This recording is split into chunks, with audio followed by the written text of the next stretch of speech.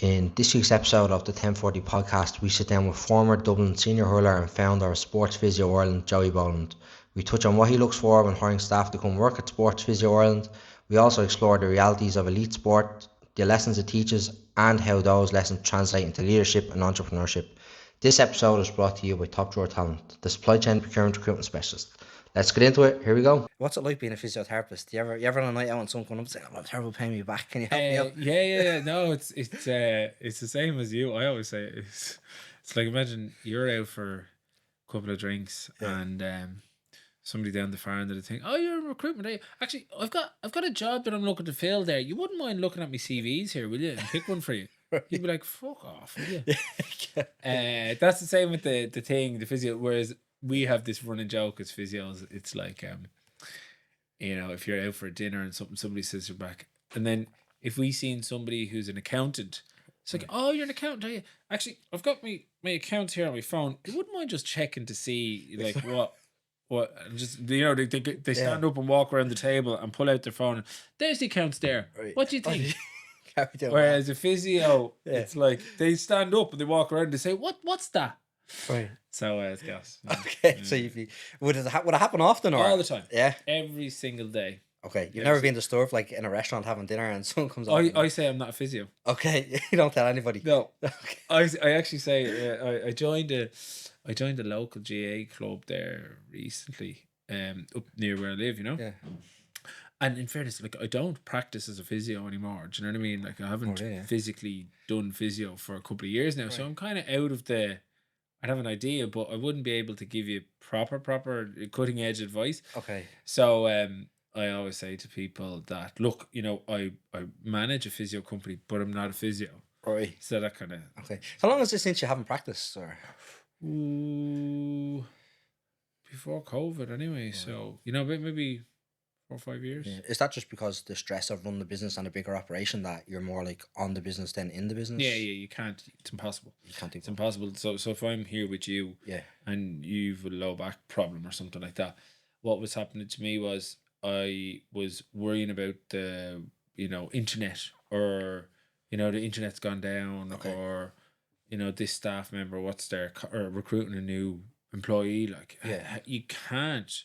And it drove me nuts, like it's such a hard job, physio, because you have to be there. It's like a doctor or a dentist. You're physically there. Okay. And you have to be there one-to-one with your clients.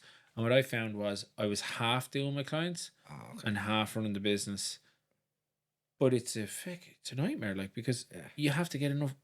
I do some coaching for some physio business owners, just coach me how to run the business kind of thing. Because people would ask me how did you grow Sports Physio Ireland to that level, like, and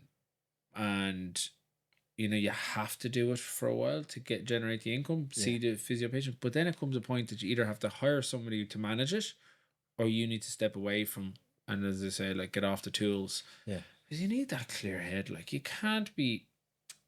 Because if you go into a day of physio, you might start at 8 a.m. Yeah. You can't look at your phone. You can't think of anything. You're in front of your clients from 8 a.m. It's like doing 10 Zooms on the trot. Yeah, you're back to back. And then suddenly, like, 8 o'clock comes 3 o'clock. Now, if you do 10 Zooms on the trot, or 10 interviews on the trot, and then suddenly there's a list of problems waiting for you at 3:30 in the evening, and you're wrecked. Yeah.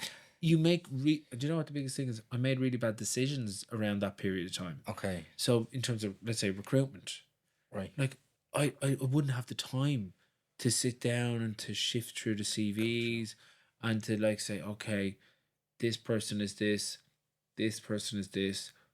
How is that salary going to affect this employee? Okay. That clearness. Yeah. Whereas, geez, when you're time poor, quick decisions is a disaster, and it got me in so much trouble. Yeah, okay. Years, so lessons learned. And was the plan always to be a physio, or was it just that came ago? No. So I went in. I studied in St. Aidan's, or my secondary school was St. Aidan's, in Whitehall, right? And then I did my leaving cert there. Got 340 points or something. Okay. Year one. And that year I was playing on 10 different teams. Okay, I was playing like jeez. Dublin minor football, Dublin minor hurling, Nafina minor football, Nafina minor hurling, schools team, all this stuff, Dublin colleges, all this. Like I counted 10 different individual teams that I was playing with at one stage during that year. So I didn't probably study at all. Okay, yeah. Like, You how know? was school for you though? Like, did you get on well academically, or is it just Yeah. you're into sports? Or Yeah, I did. Like, I suppose I was okay. I was Yeah. okay. I just didn't study. I was playing a lot of sport. didn't have time. Playing a lot of sport. And then I was hurling a lot, playing football a lot. And then I went into DIT. I signed up for a course, let's say, I wanted to do engineering. Okay. So I had to do like a gateway course from, for a year of this. Then you get into engineering. But it was around late September, early October of my first year of college in DIT. Okay. That I broke my leg playing football. So I was playing a championship match or something, and I broke my leg and was in hospital then the next week. Right. And my mother just had a conversation with me. She said, like, why don't you use the year to go back and to repeat your leaving cert? Because sure you can't play sport. Yeah. And I went into the institute and then studied. Actually studied. And that was probably my first exposure to actually studying. Yeah, and applying, things that you would have done with training or practice in football or hurling into studying. The environment was good in there. It was the institute off Leeson Street there. Different environment. Yeah, it's like no uniform in there. You pick No up for that uniform, timetable. and you're kind of, for the first time, it wasn't a school environment. Okay. It was more of you study if you want. So was it adult learning kind of thing, or yeah, it was just kind of like mature adult students? Or? Yeah, like adult, no uniform. Sure, if you don't go to class, you don't go to class. Yeah. And it was my first exposure to, and I remember we had to pay, to pay like 10 grand or something. Yes. Okay. So then suddenly once you pay, my phrase still to this day, if you don't pay, you don't pay attention. So when I seen the cost of my education and I had removed the sport of the broken leg from, October, November, December on crutches in there, suddenly I started to see that, Jesus, and plus I changed subjects. I got rid of English, French, Irish. I was no good at languages. Okay. And I picked up the likes of, business, agricultural science, chemistry, that type of stuff. So that was probably more down my I was interested in them. Yeah. And studied and enjoyed studying, and kind of I did well in my second leaving cert, and then you just put them medicine, physio. They were just the top ones. Okay. Do you know what I mean? I just put them down, and I just got physio. Just chance it. Yeah. That was it. My brother's physio as well, though. Okay, So he's older than me, so it's kind of in the family, Right. So you kind of seen him going out and doing. Yeah, and Or did the broken leg kind of interest you in like the recovery side of things? Because you would have been playing sports at that age as well. Yeah. No, it was kind of a you've been so used to playing with so many teams the year before. Yeah. And then suddenly to have that removed and have no access to, and I was on a scholarship in DIT. Okay. So you're going into a scholarship in DIT and you couldn't play. Right. So what it was kind of a couple of them things I weighed up. My mother was like, look, just go back and do, and it was a great decision that I had her there. She's brilliant for me to have someone like that said, why don't you go back and repeat your leaving cert? I was lucky, because otherwise I wouldn't be here. Yeah. So what was it? It was 350, 380 in your first time doing the leaving cert, Yeah. and then you obviously scored higher then the second time around. Yeah, I went up to 555 or something. Okay, that's some jump. Yeah, but for me, from a learning point of view, it was once you clear the decks, once you focus on something, Yeah, you can get results, and that kind of has been a mantra of mine then for most of my life. Like, if you take on too many projects, or if you're trying to be, the jack of all trades, you can just kind of, there's only so much energy you can give to certain projects at certain times. So I'm lucky with that exposure Yeah. of having that, Going back right now, like from school and to go into the institute. Is there anything that you would change from like second level education now if you could? For me personally, Well, in general, like, whew, or something that's not taught in school that should be taught in school. well, I suppose maybe it's changed now. Like it's many years ago is it now, but that exposure to different industries. Okay. We had an option to skip our transition year. Did you skip? Yeah, Okay. yeah, I skipped. But even at that, like, sure, where would I be at? If there was no structure in my school really. Okay. There was a bit of career guidance and stuff like that. But at the end of the day, I don't think physiotherapy was right for me personally. Okay. I just think that I got, I would have loved to have had a crack at engineering. I would have loved to have a crack at, marketing. I would have loved to have a crack at building. Okay. I would have loved to have seen all them things, Right, for a good stint, Yeah. over a 2-year cycle or something. Do you know what I mean? Right. How are you supposed to know at that age? Like, Yeah. and I just kind of fell into physio, didn't like it, but did it Yeah. because I was just in college, and it was just my mother always said you just have to get your degree, like whatever it is, Just get. but I definitely would try and expose, like if I had or had to give advice to somebody that was Yeah. my age, I'd be like, go do internships, go use your summer holidays, use things to get in places, to follow people around, to see what type of see what you're good at, because I wasn't good at English, I wasn't good at Irish, I wasn't into it. I was more into the business side of things, or the numbers side of things, like maths. I loved maths. Okay. So if I was a young person again, it's that exposure to different industries and to actually see what people like, Okay. And did you have a job then while you were in school, like a part-time job, or did your first job come after school? No, the only job that I had was a postman. Okay. Deliver post Christmas, summer, Couple of hours. when I was off school. But when I was in school and I was playing sport, just didn't have time Just didn't have them. every time. Yeah. Because were you playing for the Dublin team like early on, or did that come after school? No, early on. So you would have got trials like under 14, under 13, under 14, and development squads for the Okay. Dublin team. So I would have always been knocking around them. Right. So from 14, 15, you were always in and out of panels and squads. So therefore, it got to the stage that we were Dublin minor.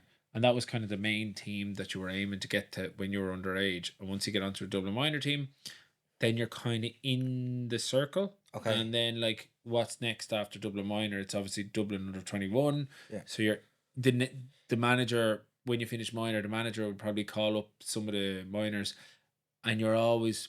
I was lucky that I was in a club that would have had managers and mentors that would have sent us to trials at 14 and 15. And Okay. Pat Fanning was one of our managers from my club, and he was actually the manager or involved with the Dublin under 14 squad at the time. Right. Okay.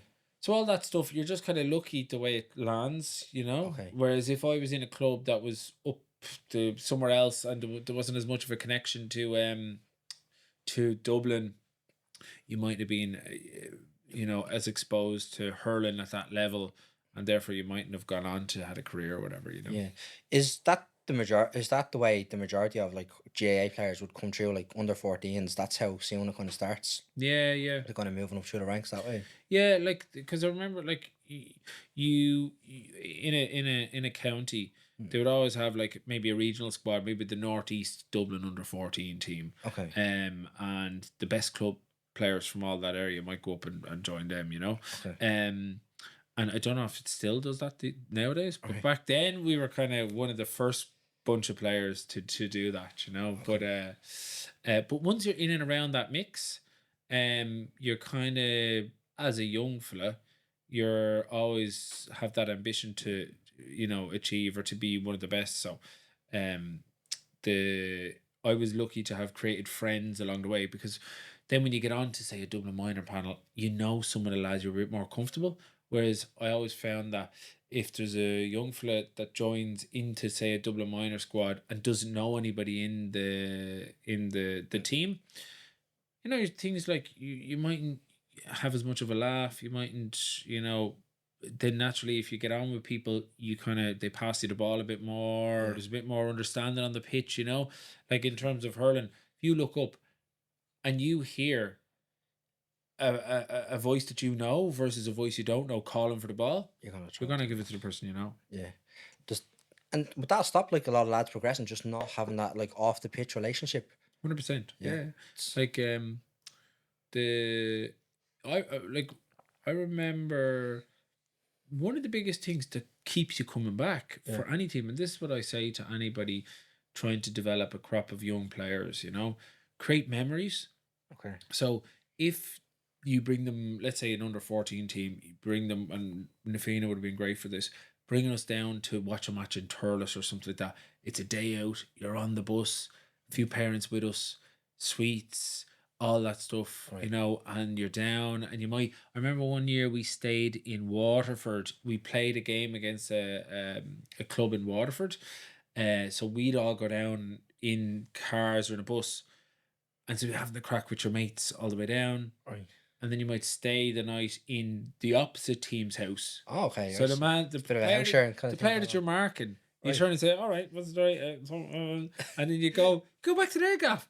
Okay. And I remember I went back to their gaff and we got like fish and chips and stuff. And this is, Right. probably can't do it nowadays. Yeah. But yeah, and then you're back the next day. The parents, Right. sorry, the parents would bring you all bowling, so everybody would meet up again that evening or something like Okay. that. And then you go back and you go to sleep in their gaff, and then up and you have another match against them the following morning. Okay. And then back up the road to Dublin. That's great, like Yeah. that type of stuff. From I'd say Garda vetting and all that stuff nowadays probably has to be done, but it wasn't back then. It wasn't done, you know. Jeez, yeah, was there ever a case like where you're on the pitch, right, marking a lads that you're staying in his house and there's a bit of a bust up and you get back and stay in his house then that night? There was. Would that be awkward? Yeah. No, but it's funny. I only have to remember that. But my point is, you are more likely to stay involved with something if you've got friends. Yeah. Right. From a staff point of view here, for example, right, in sports physio, if I see good buzz going on in the staff, them going out organising a trip to Madrid, say, you know you're doing well. Yeah. The culture is good, the energy is good. There's a bit more, people are probably more likely to stay in employment if they know people. Yeah. But then when a couple of people leave, or if you don't know people in a team, less likely that you're going to stay for the long haul. You know what I mean? Yeah. So that's what I found. The guys that were friends, had cliques, connections, you're more likely to stay. I remember a couple of lads with our Dublin senior hurling team, you know, we had such a good connection with each other as players and as a bunch of lads that, you know, when it comes to the end of the year, will you go again for another year? Yeah, I will go, because even though I'm not playing or I'm getting a bit older, I'm mates with you. I know you for years, so I'm more. Whereas I remember when a mass exodus goes on in a team, and then you might be 31, 32 years of age, and there's a crop of young lads that you don't really know that well, you're more likely to step away from a team, you know. So yeah, it's interesting. It's because remember, like, both work and sport, you know, equally, it's about 40 hours of work. Yeah, you're probably spending more time with those individuals than you are with your partner. Exactly. So you have to enjoy it. You have to have friends, connections there. If you don't, you know, it won't last. It's not moving. You know? And at each stage, right, moving from, like, you know, the Dublin minor team, under 14s to under 21s, are you being selected at each stage to move through the ranks, or is it like once you're in, you're kind of good if you just keep playing well? No. You're kind of selected. Jeez, I remember one year. This is football now. Yeah. Jeez, like it's. Are you talking football? Or no, or mainly hurling, but like I would have played both, right? Yeah. Sorry, football, GA, like the football's GA, right? Gaelic football. When I say soccer, I say soccer. Okay. And I always know different people have different things, but when you're playing, I remember standing. Like, it is tough going. There's a couple of tough things. Sitting the leaving cert exams, tough going. You know, going in, and they're doing exams now at the moment, you know. Yeah. It is tough, like. But I remember going, I was telling my wife this there recently. They used to get dropped off at a trial, and you just go out and they call a jersey and you're playing 15 on 15 and you have to Perform, you have to perform like. Right. It's a trial under 15. Jeez. And then at the end of it, everybody come in, okay, so everybody round up. The list of names that we call out now, you stay over there. The list of names that we call out here, thanks a million, you're going home. Ruthlessly. It's that cut out. Oh yeah. Right. So somebody asked me recently, I was doing a health and wellbeing talk in Crow Park for ESB a month ago. Right. And I'm in Crow Park doing the talk, and one of the guys from ESB comes up to me and says, Joey, out there, about resilience and about, what strategies would you have used or do players use when they're out there in Crow Park? Right. And I'm like, well, to be honest, they don't use any, because when they were under 14, their parents dropped them off on a pitch, and it was you perform or you don't. Right. Do you know what I mean? Yeah. So like it was survival of the fittest. So as I said to him, I said, by the time you get to the stage you're actually on Crow Park, you've gone through so many hurdles and so many tests in terms of mental resilience and you've got your strategies to perform, and it's survival of the fittest. So anybody that makes it out onto that pitch in front of 70, 80,000 people, they've already passed the tests all the way up. You don't get there if you're going to, freeze, not perform, or bottle it. Right. Do you know? It comes back to that under 14. Oh, fuck me. There's 20 minutes gone in this trial match. I know that they're looking with a clipboard. I'm after losing the first 2 balls. I better do something here. Right. Okay. So and then you just get stuck in, win a couple of balls, and then you start to perform, and then suddenly, Joe, you're picked for the next stage of the recruitment or whatever. Okay. Whereas a lot of lads might have been like, oh no, I'm underperforming here. I've lost the first 2 balls. I just let it go. And they just let it go. Okay. And then they didn't get picked. So it's interesting. Yeah. It? And is it literally just like a case of 15 on 15, best kind of 10 or 15, get through, and that's it? That's it. Okay. That was the way it was. Yeah. I'm sure it's more like technical. Skill. Yeah. So like skills test now, like one-on-one skill test, like solo won the ball or anything like that. No, well, just not back then it wasn't. And I doubt it. I think because you can be a skillful player all you want, but you have to put it in. And that's part of it. Part of it is we know we're looking at everybody here. Yeah. So then therefore it's a little bit of a test, because when the shit hits the fan, and there's 80,000 people looking at players, who's going to stand up? Or who's going to, you can be all the skill you want when nobody's looking at you. Right. You can do a YouTube video and say, look, I'm ready, But until you're actually on the pitch. It's the as Pat Gilroy said with the Dubs, like, startled earwigs, who when you get punched in the face, how do you react? Yeah. And by having a team of players out there, we're picking the best 15. 15 are going home. You'll soon see who's good, who's not, you know. Is it harder at a trial as well, right? Because you don't have those like on-field relationships, or do you have those? No. It is. It's hard. It's much harder. Is there a quick like bonding session before you go on the pitch? Like, can you get any of that done, or no? Helmets on and off you go? No, and that's the toughest thing. So, from a managerial point of view, or when you're selecting it, you're also looking for the people who aren't. You could be very, very selfish and try to do too much. Okay. Do you know? So there's a fine balance there, But there is no. But then again, some clubs might have 7 or 8 players at one trial, and they'd be more beneficial because they know people to pass the ball to and stuff like that. It wouldn't be a case like where the people like selecting the team would like split them up. No. Or take them out. No, they'd leave them in that team environment. Yeah, well, they might try to separate them out a little bit, but having them on-field connections are huge. Yeah. It's huge. And as I said to you there earlier, like, even that thing of you're a familiar voice behind you when you're going for a ball makes such a difference. Because you just feel more comfortable and confident, and then you're more likely to turn and lay it off to that person. Yeah, they have your back kind of thing. Exactly, yeah. Okay. And is there like, are you going through that like every year, like as you're moving up through the ranks, or is it just like once you're in kind of thing? No, like it's like any sport. Yeah. Like you're only as good as your last game. Yeah. Game. You're only as good as your last season, maybe. if you've had a good season, you're coming back from an injury, you might be given a little bit of time, but more or less, like, you're always, not for me anyway. Yeah. When I was playing, you're always trying to prove yourself. Right. There's always something there, because let's say early on in your career, you're trying to break onto a team. Then you're trying to, once you've broken onto a team, you're trying to become one of the leaders in the team. Okay. Then when you're becoming one of the leaders of the team, you're trying to actually look away from the team and try to be better than your opposition. Let's say your Kilkennys or your Galways or whatever. How am I going to, so you're trying to break onto a team. Yeah. You're trying to get established, break onto a squad, break onto a team, then become a regular on a team, become a captain or a stalwart on a team. Then you're trying to beat opposition teams.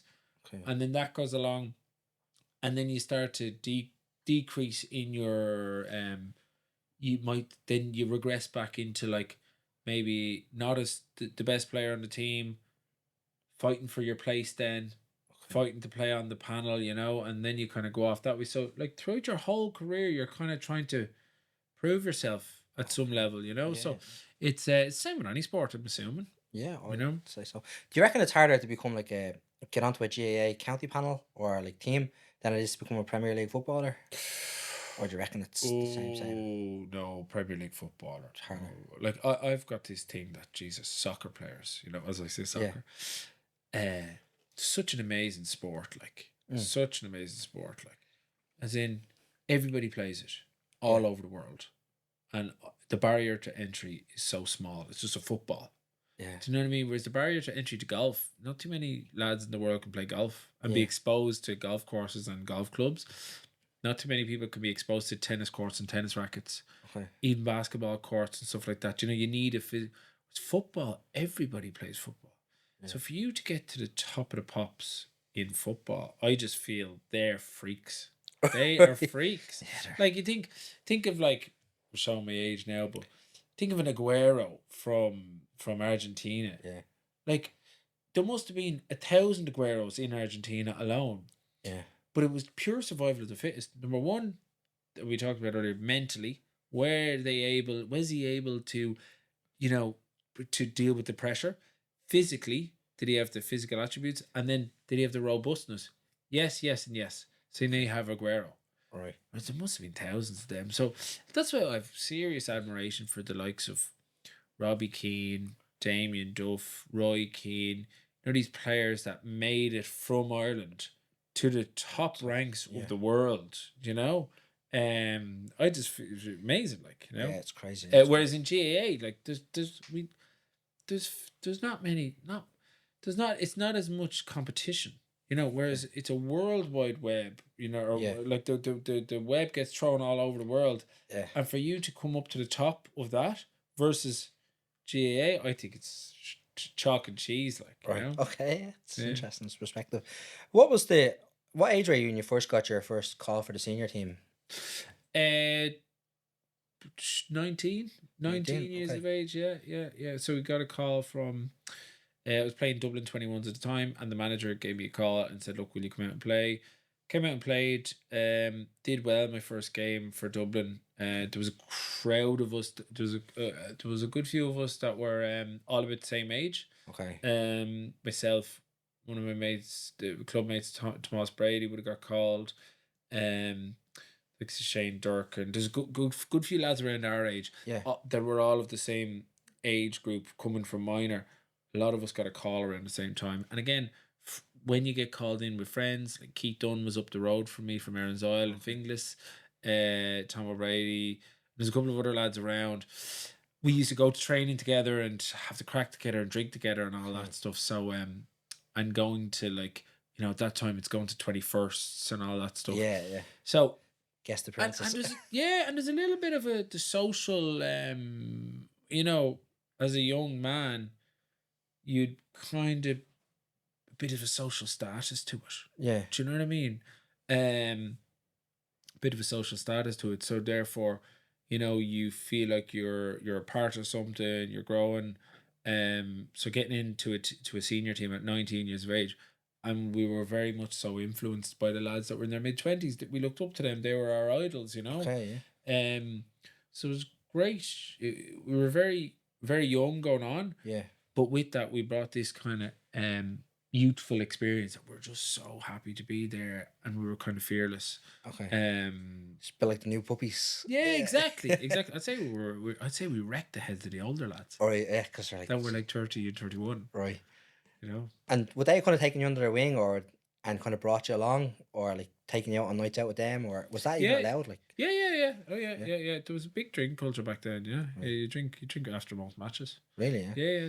Yeah. And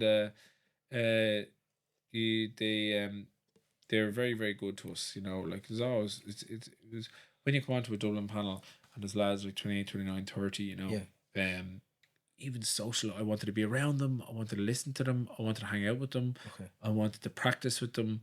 I just really wanted to try and get to the level that they were at.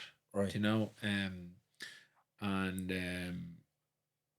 yeah, it was, but there was no egos in our team really. You know what I mean? Because like it'd be different if you're like we weren't like you weren't breaking into a team that had 10 All Ireland medals or something. Do you know what I mean? Right. They were very, very, very good men. I remember them all very, very well, and it was a great atmosphere and very, very welcoming. And Tommy Nocton was our manager at the time, so it was just a really, really good period to be involved with Dublin hurling. You know, at that period of time. You know? What's the? So when you're on the Dublin panel, right? Are you still getting to play with like Nafina and things like that, or is that gone by the wayside? You're just a Dublin county player, and that's it. Back then, it was pretty much. Yeah, you're gone. As soon as 19 years, 20 years of age, you're gone for the whole season. Pretty much, you might come back and play 2 or 3 championship matches. And that was just the way the season was. And that's one of my regrets now, not being available or not being around the club a little bit more during my peak years or whatever, you know. It's just the way the season was. And to be honest, you give so much to county. It's very, very hard to jump back into club back then. Whereas now it's a little bit different. The seasons have changed. So Okay. And what's the kind of training schedule or training regime at the county level, right? Are you like training 5-6 days a week, or is it kind of 3 nights a week, or how does it work? no, at that level, you're on the pitch probably Tuesday, Thursday, and a Saturday or Sunday. Okay. Then you'd be in the gym the other, 3 days. Right. And then from a hurling perspective and from any sort of sport, you would be practicing probably every day on top of that. Okay. So, if you calculate it, you're talking training sessions 5 hours. So 5 and 5 is 10. Yeah. Tuesday, Thursday. Then it could be a game or whatever on the weekend. Another 5. That's 15. You throw 3 gym sessions in there. That's 2, 4, 6. That's up to 21. Yeah. And then every day you're practicing for about an hour. So that's 21 plus 7. What's that? 28 hours. Yeah. That's 28 hours. And then if you're doing any, massage, physio, if you're doing anything else, mental preparation, video analysis, something like that, like you're talking 40 hours a week. Yeah. How often are you doing those kind of classroom based sessions? Like, is it once a week, or are you always like watching videos of the other team like the week before you play them, or? Yeah, generally you'd have at least once a week.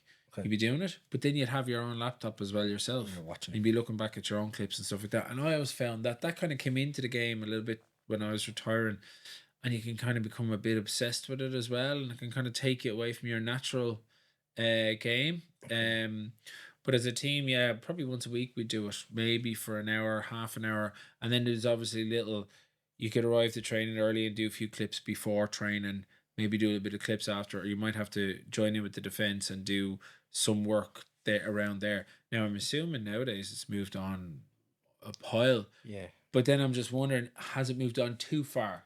Okay. Do you know what I mean? So this is like the stats and the analytics and the GPS trackers and stuff. Did you ever have to wear them? Yeah. Okay. No, I love them. Yeah, they were Right. very. But they'd the stats really, like, one of the best things that I've seen was it's like tackle count. So for example, tackle count. The team that won the All Ireland last year had 135 tackles. Do you know? For example. Okay. And then we would have looked at us. So I think it was Tipperary back then. Tipperary had 135 tackles in the All Ireland final. And then we looked at our last championship match from the year before, and we were 89. Right. So then we're like, well, we're so far off. Yeah. So we need to work on our tackles. So that's just a little sample of some of the stats. But I'm sure that there is so many stats nowadays that you probably have to pick and choose and to decide which one is the best or which ones are the as a young player, I'd imagine it's quite difficult nowadays. You could probably be trying to do too many stats at once. Yeah. And you're in college then, obviously, while you were playing for the senior team, right? So would that have been hard then again, like the study and the focus, like while playing county? Or- Yeah, no, I found that my studies, my number one was hurling. Right. My Okay. studies weren't, and it's a regret of mine because I didn't get the best out of college. I barely scraped by Okay. with my studies, and cramming and stuff, but the playing for the college, playing for Dublin, and trying to go to college in UCD, I found it difficult because I lived over in Glasnevin. Yeah. And then I went to college over in UCD, which is a good bit away. Yeah, it's a fair check. But you had to stay around for training in UCD. So, like, you're out there at 8 a.m. and you mightn't be home until 10 p.m. Right. Do you know what I mean? Then you're back out to college and the next day, I didn't stay on campus or anything like that. Right. And then even going to college and then having to go to Dublin training after that. It seemed like it was just, if I had lived over that side, it probably would have been a bit easier. And then in saying that, I didn't really have much of a college life then. And then I didn't hang around socialising. I didn't do that much. I wouldn't have had the same college. I always found that the dubs from the north side coming into UCD, we'd always be going home again. Whereas the people who lived on campus and maybe from the country and stuff like that, they had a different college experience than I would have had, Do you think though, if you had had that college experience, it would have affected like your GAA career? Yeah, definitely. Yeah, Would have got yeah, lost in yeah. the- Oh, yeah. the Like, party. yeah. So, like, I was lucky because I was living at home. You could still go out a bit, but I would imagine if I had moved to Galway, say, Yeah. and been in Galway City in college in Galway, like, you could be on the rip 4 or 5 nights a week. Whereas we weren't at any of that. You know what I mean? Especially when with the Dubs it was 1920 and I was starting. I was involved with the team, so it meant a lot to me. So then the drinking and the going out wouldn't have been like my priority would have been playing and as I was saying to you, can I make the team? Can I become a certain on the team? Yeah. Can I become like a captain or a vice captain or a leader? And then can I actually be better than the Kilkenny players that I'm going to be coming up against? That type of thing. So that all came back down to make me quite disciplined with that. What any big adversaries from like the Kilkenny team or anyone like that? Any big bitch? Adversaries like Henry Shefflin, let's say, you would have played against him. Would you? Yeah. Would you have like got on well with him, or would it be like a healthy rivalry? 100% healthy rivalry. Yeah, always. I've never hated anybody. I've never hated like anybody that I would have played against. It was more out of fear. I was afraid of them. Yeah. Okay. I was afraid of them because I was afraid of what they could do to you. They could embarrass you. Yeah. Do you know?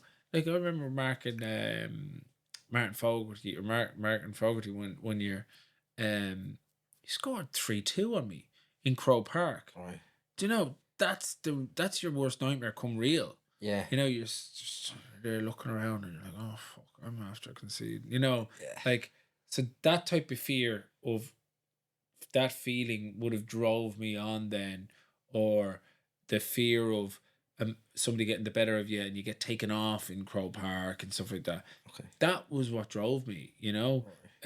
I wanted to get up to such a high level of performance that at least we win, lose or draw, you've done yourself justice. Yeah. That's all that I was looking for. To actually leave my mark on a game and to be proud. Because the result will look after itself. But there's nothing worse than when you go out and you're bet and you don't have anything in you, and then you're like, well, I've been drinking or I'm not fit enough.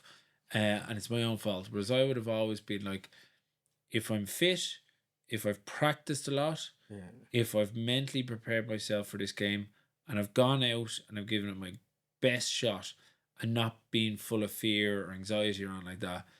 And I've actually, as our manager used to say, like, you know, just let the shackles off and go for it. Yeah. Once that happened, I was happy. Right. I didn't care about anything else. Whereas I'd regret if I wasn't, you know, free, if I didn't have freedom on the pitch. I'd regret if I wasn't prepared. I'd regret if I had been drinking or I'd been doing something, you know, at a wedding or whatever, like, and then that would annoy me. Okay. You know, so once you left no stone unturned, you went out, gave it your best shot. That was it. You're happy The enough. win, lose, draw. Generally, it was happy enough. You know. Yeah. Was it a big thing for you playing in front of a big crowd in Crow Park, or were you again just having gone through the hurdles, you're ready for it? Yeah, you're kind of ready for it. Yeah, I used to, do you know, I used to have this mantra. One of our selectors used to say it. I used to be terrible in friendly matches. Okay. In January down the country, there's no buzz in it. Do you know? Okay, I because used there's to no one live- around. Yeah, I used to live for the crowd. All right. Okay. The bigger the crowd, the bigger the day, the better you play. Really? Yeah. Yeah, that was my mantra. I suppose yeah. Because Shona. you know, there's like, oh geez, there's loads of people here for me to show how much I've practiced, how much skill I have, show what I can do with the ball, Right. show, you know, you nearly save your best performances for the biggest occasions, you know. Whereas I found it hard to motivate myself for the round one league games in Parnell Park when it's wet. Do you know? Okay. Whereas Crow Park, Leinster semi-final, love it. Yeah. Do you know? Okay. Because it's just it channel focused your energy, and then therefore I found I got the best out of myself. You know. Okay, that's good. And going back then, right? So you finished college, then you went to work in physiotherapy while you were playing still for Dublin, right? Yeah. What was that first kind of job like for you? Like, did you have an interview stage or a process to go through, or did you get the job because you played county and someone knew somebody? Yeah. Do you know what? I got to college in UCD, and then I went to Trinity to do a master's, right? And in that master's, we did like a placement in Sports Med Ireland. It's on Kildare Street there, you know. Okay. So Mark McCabe and the guys in there.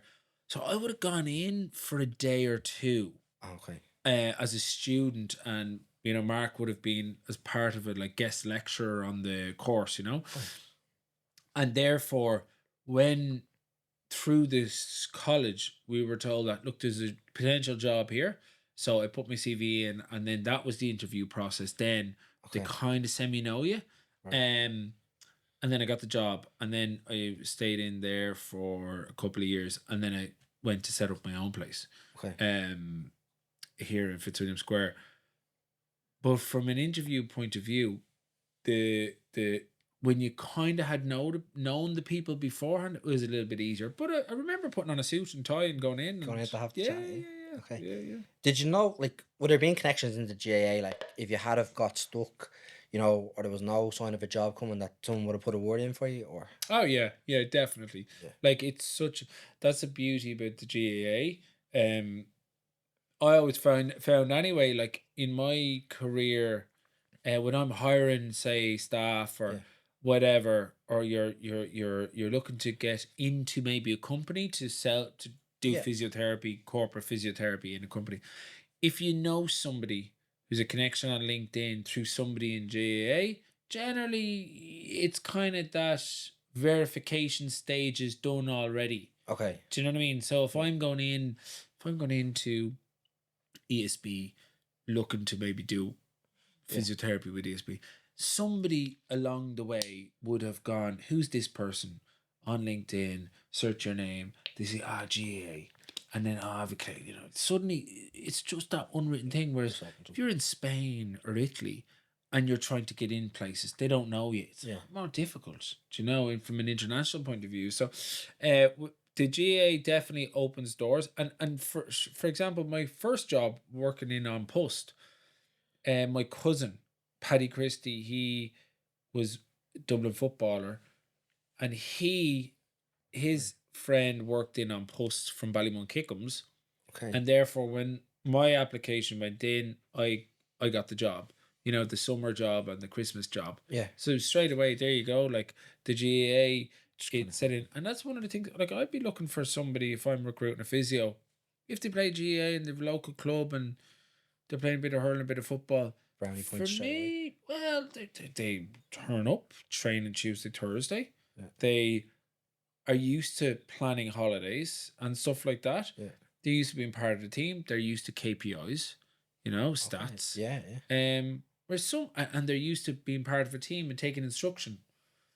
A lot to be said for it. Yeah, it definitely is. And I actually forgot to say this, with the likes of like GAA kind of rising like international, like you've got like the London and the Scottish leagues, and I think there's a big setup now in North America. Do you think there's scope for the hurling kind of as a whole to grow?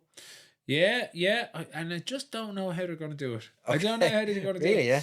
Yeah, it's such a good game. Like, but you look fast forward 50 years. Yeah. What's it going to be like, Okay. Yeah. As we were talking earlier about like AI and, what's the future of physiotherapy look like and all this stuff. Like, God knows. But the game itself is so good. Yeah, it's a brilliant game. It's one of the fastest moving games in the world. Yeah. We played a game in Fenway Park in Boston there a couple of years ago. We played against Galway, and the crowd was unbelievable. Yeah, big Irish community. And you can see how the NFL now are coming over to Crow Park to play to build the brand. You know? Yeah, that's right. Like, I genuinely think the economics behind it mightn't work out just yet. Okay. But like, if you had 10 to 15 to 20 solid hurling teams here, and as part of like a worldwide tour, that you travel and you play in different in different countries to build the love for the game.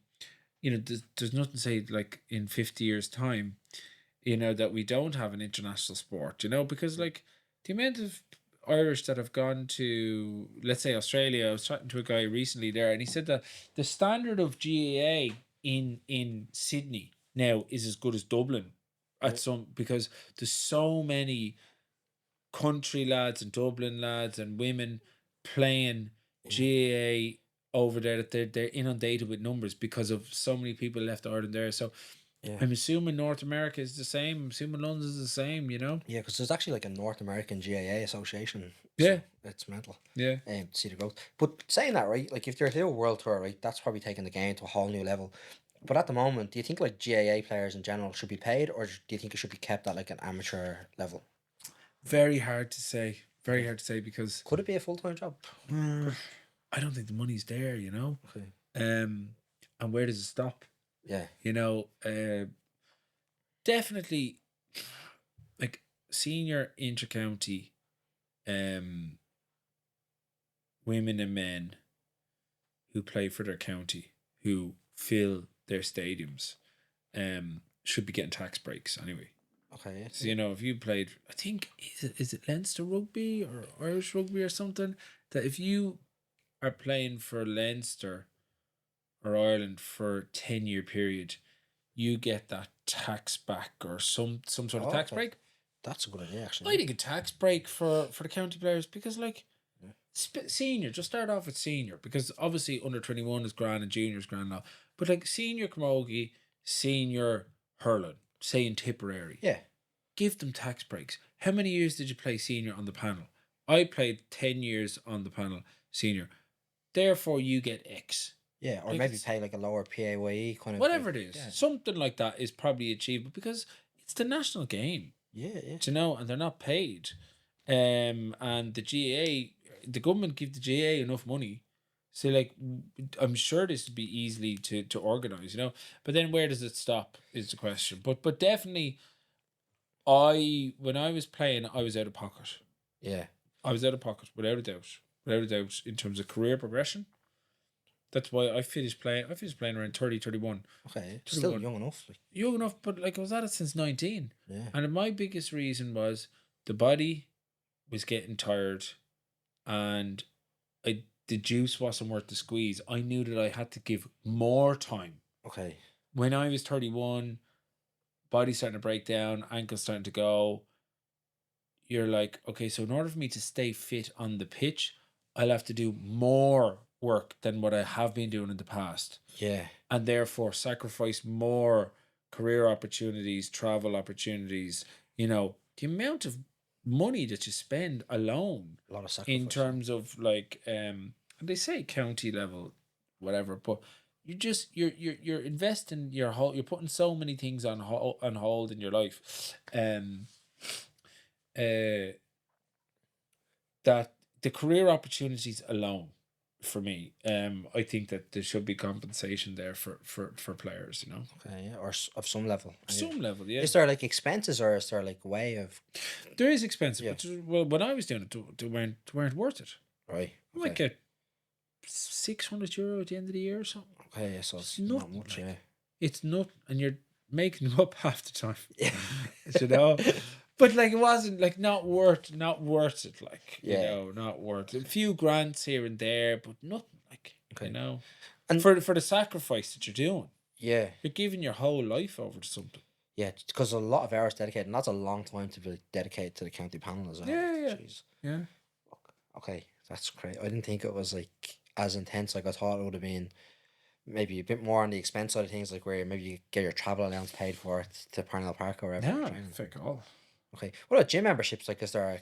Do you just train the county gym, or do you have your own gym expenses covered? Or Jeez, I remember. We were lucky. We were at DCU. okay, I lived beside DCU, so I was lucky. But I don't know what the lads did. No, I think the lads had to sort out their own gym membership and maybe get reimbursed. okay, You know, but I was lucky. We had access to DCU, so that was paid for. sure, can cover. Dublin, yeah. And then what was the idea then of going working for Sports Med Ireland, right? To set up Sports Physio Ireland. Like, was that a big jump or a big decision deciding to go from like employee to entrepreneur? Do you know what it was? I worked in sports med, right? And then a buddy of mine had run a place called Functional Training Ireland over in Fitzwilliam Square, right? And he asked me to come over. He asked me to come on as a contractor. So I went. Part of the reason why I went was I was about 2 years into my job, and we got knocked out of championship early, and I went traveling to America. So they asked me to go over and play hurling in New York, you know, for the summer. So I went over, and I was in my job maybe 2 years or so in sports med, and you know, they gave me like 10 grand or something to go over and play. 10 grand when you're like 20 years of age is a lot, like. Yeah. So I took it, and then I came back, and then I got an offer to go as a contractor, and then I started as a contractor, and then it just kind of grew from there. I decided to set it up and to grow it. Okay. Because I didn't really know what else to do. You know, I was thinking, right, I'm a physiotherapist here. I'm seeing 10 patients a day. If I hire 2 lads, and each an MC10 and IC5, that's the combined unit in the time frame. Yeah.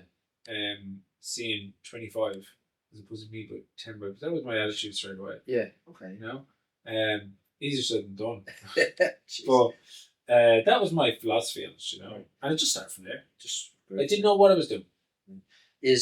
Was the jump like, or did you have like good business understanding from that point, or did you just kind of learn as you went? Had a good mentor. So David Hare, he owned Functional Training Ireland. He brought me over, you know, and I was a contractor.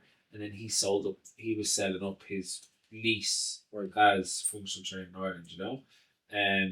So I was lucky that I had people around me that I could ask. And I was that's where I learned all my information. Just conversations, asking people what to think of this, very inquisitive, lots of energy, but lots of working Saturday night, lots of working 6 a.m. Sunday morning on the laptop trying to figure things out, and just trying things and learning from my mistakes, you know. So but generally everything that I learned was from conversations with people, and a special mention to Dave Hare.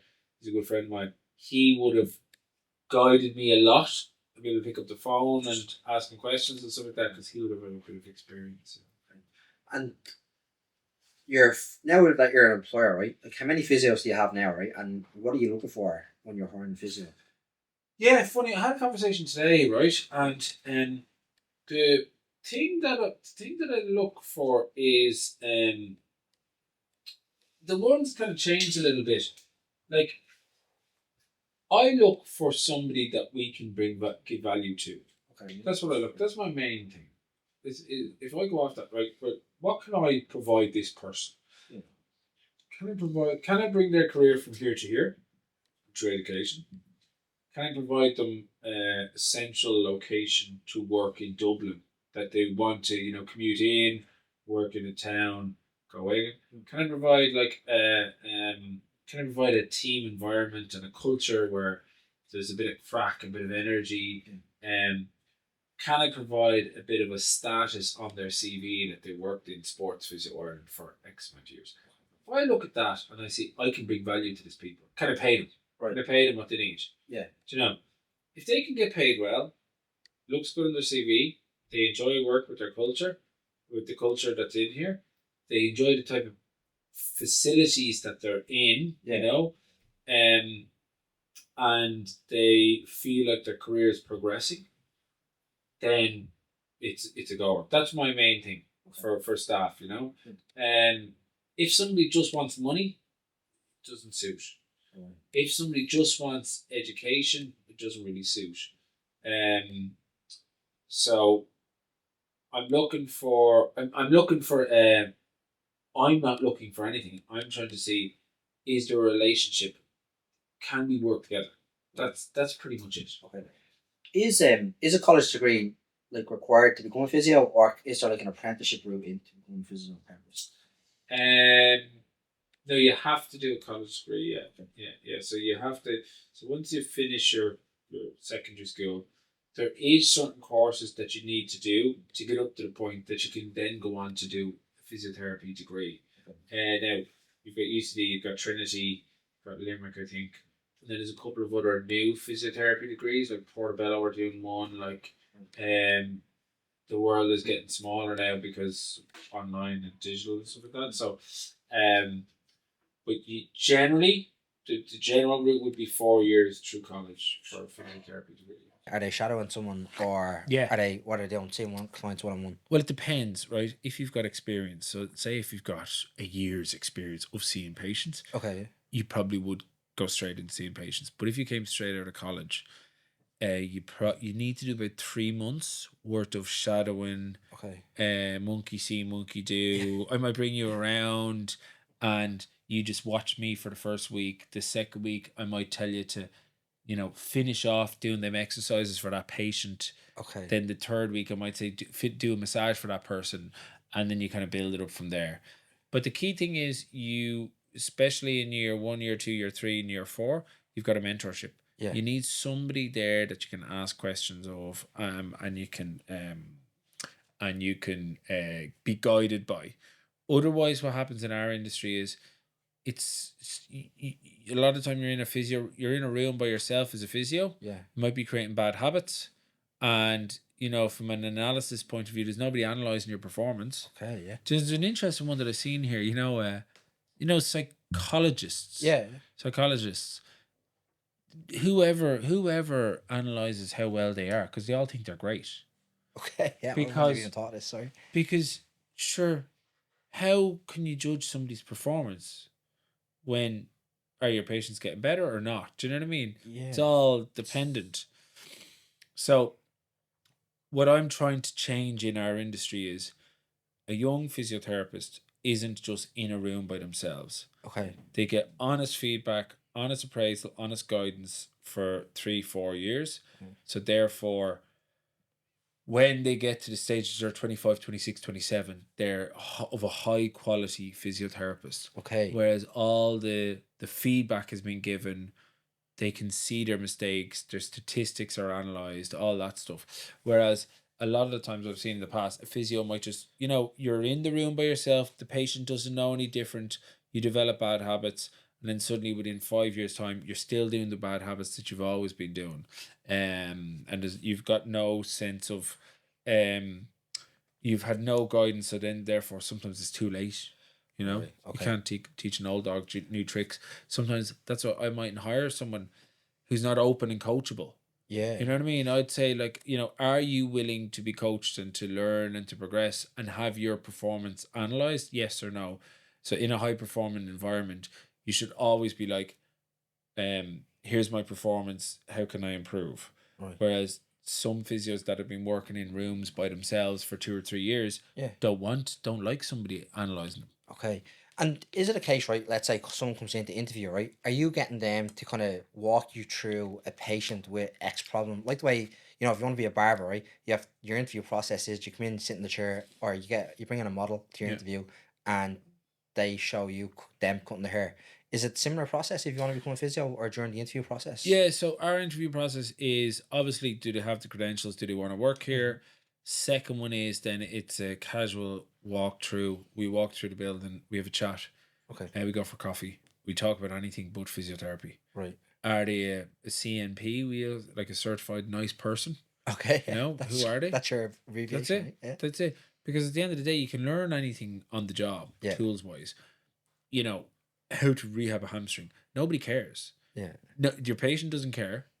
Nobody cares. And how we rehab a hamstring today versus 3 years' time is totally different Okay. because it's evolving. Yeah. It's not about the specifics of skills.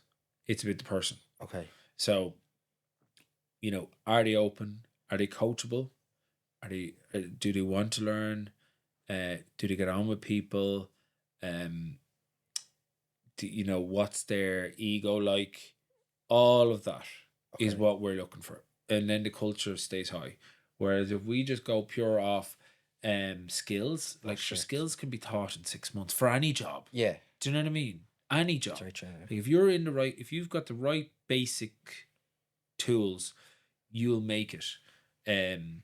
Because we like to teach and educate, you know, the actual tactics side of things. But if you don't have the basics or the fundamentals, you know, I think it's not good. So that's what we look for anyway. Okay, so CNP. Yeah, CNP. Yeah, Certified nice person. Yeah. Right? I'll remember that one. Yeah. And how is like physiotherapy now evolving? Like how has it evolved over the years? Like has there been massive improvements or?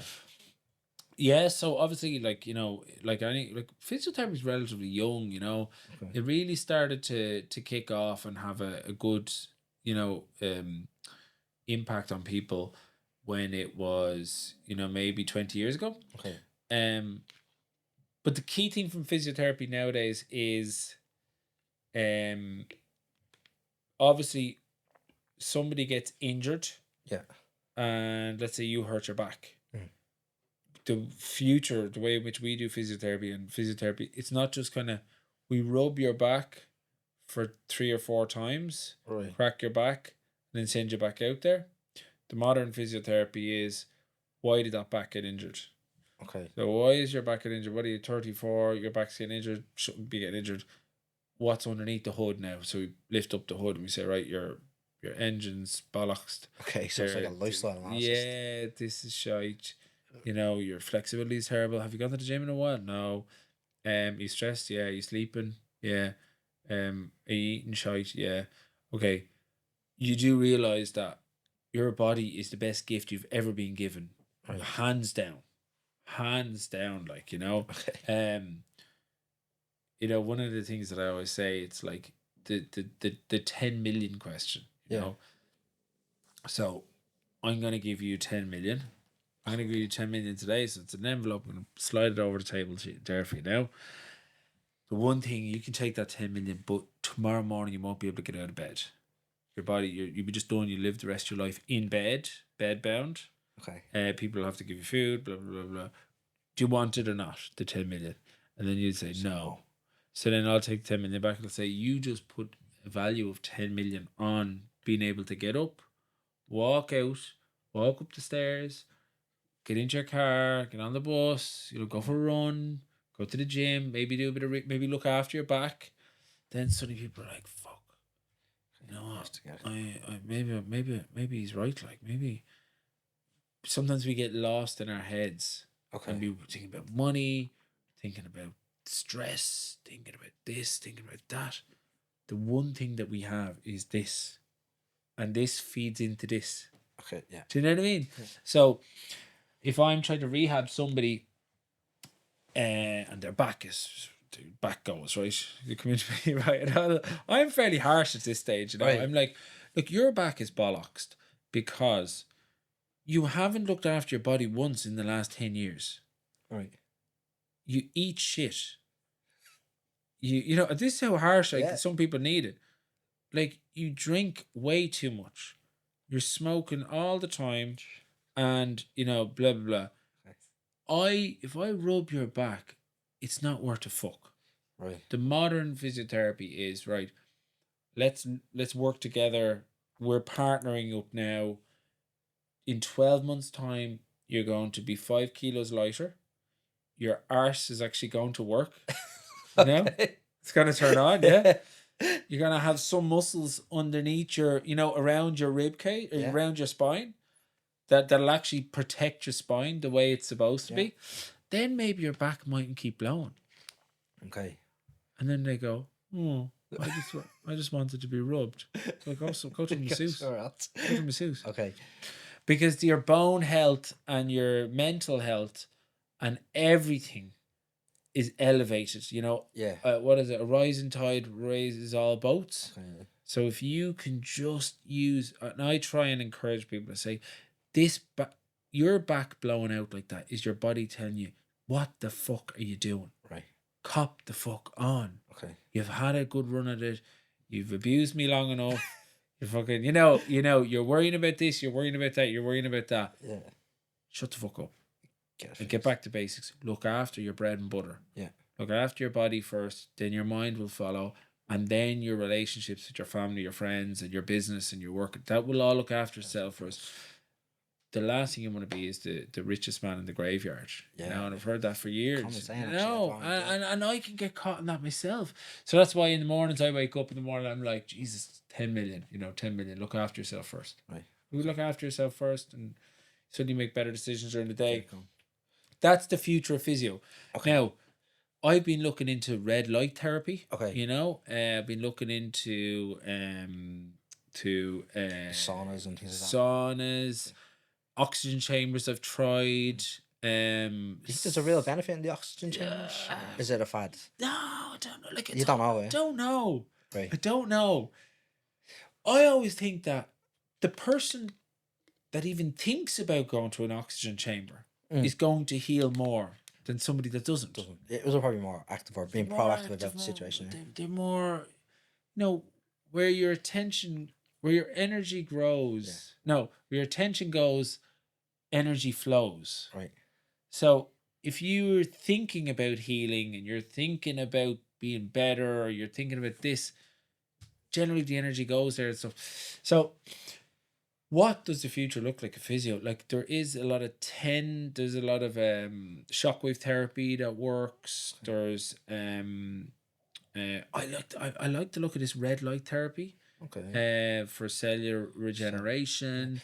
There's something we were talking about before. What's your thoughts on like stem cell stuff and like the peptides? Like, do you think that's all beneficial? 100%. Although, like, I think some of it hasn't been approved yet. Hasn't been approved yet in different countries, but what's 50 years gonna look like? Yeah. You know. Do you think it will extend longevity? Like, massively?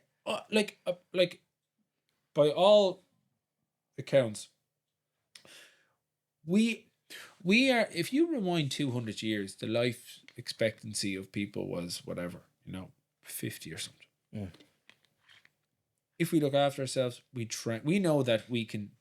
Metabolic age. I went on to one of them testing things there recently this year, and I dropped my metabolic age from like 39 to 34. Okay. Your metabolic age, because you're fitter. So you're fitter in a few months and all that stuff.